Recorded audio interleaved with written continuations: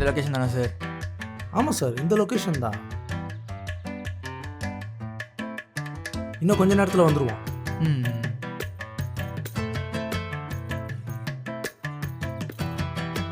இப்போ வந்துட்டான், கிட்ட வந்துட்டான்.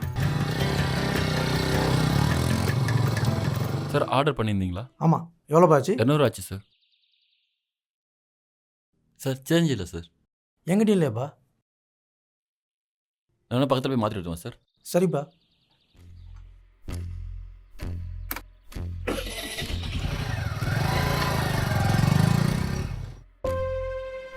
சார் சேஞ்சுலாம் ஜிபே பண்ணிக்கலாம்ல. சேஞ்ச் மாற்றி வந்துடலாம், என்ன பண்ணுவீங்க? 300 ரூபா தானே, போனால் போயிட்டு போகுது. என்ன சார் தெரிஞ்ச ஏமாறன்னு சொல்கிறீங்க? உங்களை புரிஞ்சிக்கவே முடியல. சரி சார் போகலாமா? இன்னும் வந்த வேலையே முடியலையே. சார் அவன் வரமாட்டான், வெயிட் பண்ணுறதுலாம் வேஸ்ட்டு, வாங்க போகலாம். இன்னும் ஒரு ஆர்டர் வர வேண்டியது இருக்குது.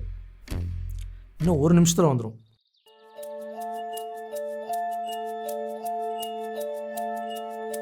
சார் ஆர்டர் பண்ணியிருந்தீங்களா சார்? ஆமாப்பா, எவ்வளோ ஆச்சு? சார் 100 ரூபா சார்.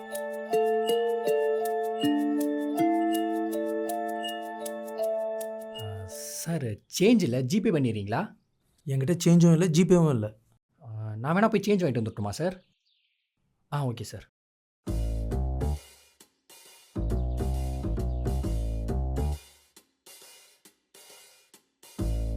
சார் இப்போ எதுக்கு அவங்ககிட்ட 500 ரூபா கொடுத்தீங்க? பரவாயில்ல, 400 ரூபா தானே, போனால் போயிட்டு போகுது. சார் உங்ககிட்ட காசு அதிகமாக இருக்குன்னா ஒன்று ஒரு அனாதை இல்லத்துக்கோ இல்லை முதியோர் இல்லத்துக்கோ இல்லை இல்லாதவங்களுக்கு கொடுங்க. எதுக்கு மாதிரி தெரிஞ்சு ஏமாந்துட்டு இருக்கீங்க? உங்களுக்கு சொன்னால் புரியாது, கொஞ்ச நேரம் வெயிட் பண்ணுங்க.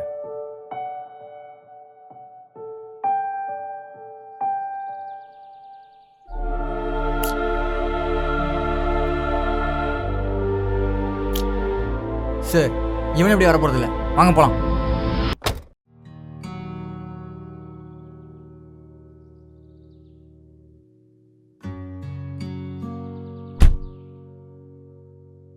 Sir change sir.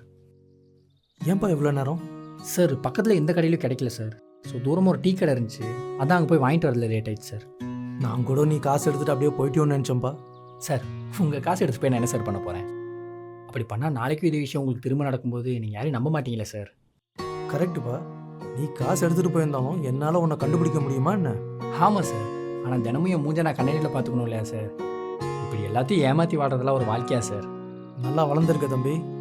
எங்கள் அம்மா என்னை நல்லா வளர்த்திருக்காங்க சார். எங்கள் அம்மா சொல்லியிருக்காங்க, கஷ்டப்படாமல் சம்பாதிக்கிற எந்த காசும் உடம்புல ஒட்டாதுன்னு. சரி, நல்லா ட்ரெஸ் பண்ணியிருக்க, அப்புறம் எதுக்கு இந்த ஃபுட் டெலிவரி ஜாப் பண்ணிகிட்டு இருக்க? சார் நான் இந்த பக்கத்தில் இருக்கிற பிபிஓவில் தான் சார் ஒர்க் பண்ணிகிட்ருக்கேன். மோஸ்ட்டாக நைட் ஷிஃப்ட் தான் சார் இருக்கும். ஸோ வீட்டு நிலைமைக்காக பார்ட் டைமாக ஓடிட்டுருக்கேன் சார். ஏன் சேலரி பத்தலையா? சார் அப்பா போன வருஷம் தவறிட்டாரு, அம்மா உடம்பு முடியாமல் ஹாஸ்பிட்டல் அட்மிட் ஆகிட்டாங்க சார். ஸோ அவங்க மருந்து செலவுக்காக ஓடிட்டுருக்கேன் சார். நீ மட்டும்தானா இல்லை கூட பிறந்தவங்க அண்ணன் தங்கச்சி யாராவது இருக்காங்களா? சார் எனக்கு ஒரு தங்கச்சி இருக்காங்க சார், அவங்க தான் காலேஜ் படிக்கிறாங்க. அவங்களுக்கு காலேஜ் ஃபீஸ் ஹாஸ்டல் ஃபீஸ்லாம் நான் தான் சார் கட்டிகிட்டு இருக்கேன். நீ வாங்குற சேலரியில் இதெல்லாம் சமாளிக்க முடியலையா? என்ன சார் பண்ணுறது, கஷ்டம்தான். ஆனால் என்னை நம்பி எங்கள் அம்மாவும் தங்கச்சி இருக்காங்கல்ல சார். அம்மாவோட ஆப்ரேஷன் செலவுக்கு எவ்வளோப்பா ஆகுது? ஒரு 3 லட்ச ரூபாய் ஆகும் சார். ஒரு 1,75,000 நான் சேர்த்துட்டேன் சார். மிச்ச காசு ஒரு அடுத்த மாதத்துக்குள்ளே புரட்டிடுறேன் சார். இது என்னோட கார்டு, நாளைக்கு ஆஃபீஸில் வந்து என்ன பாரு. சார் உங்கள் அம்மாவுடைய ஆப்ரேஷன் செலவுக்கு நான் காசு தரேன். அப்புறம் உனக்கு பிடிச்சிருந்தா என் ஆஃபீஸ்லேயே நான் உனக்கு வேலையும் கொடுக்குறேன். சார் யாருன்னே தெரியாது எனக்கு ஹெல்ப் பண்ணுறீங்களே சார். யாருன்னே தெரியாதவங்களுக்கு பண்ணுறதுக்கு பேர் தான்ப்பா ஹெல்ப். நாளைக்கு வா. சரிங்க சார்.